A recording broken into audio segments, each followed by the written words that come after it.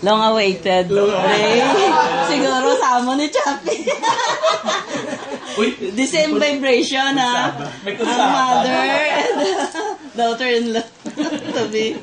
Okay, we're the same specialty. Pareho kami radiologist, na. So, actually, dugay ko na ginahulat ng ganini. I thought gani last year, ito magkanto na na to. Kaso lang, gani pa sila yan. Kay very career-oriented sila. Gusto niya tapos kintanan. Oh, si Nonoy just finished his training. So, sige, tilaton to lang eh. And it's worth waiting, Chappy.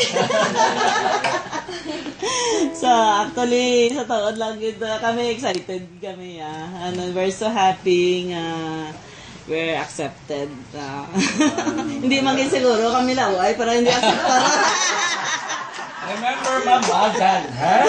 Maganda. Lambay na lang yun. So, isa pa rin nalipayan ko kay ang mga hindi makita na kaya ang sister ko nga eldest namon kaya sakit abi. So, possibly ari man siya. But Tatay Sar and Auntie, ari gid sila, no? Na sila man abi silbing parent namon.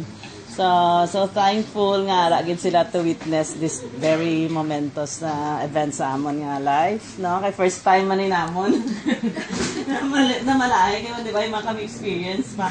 So thankful nga sa presence nila. And the rest sa mga family man namon and BFF, Asuncion family. Sa banga man ni si Mr. Asuncion, he's now in Pututan. Ara man siya diri. So to witness this day, mga sister-in-law ko, sila naman inablosan, no?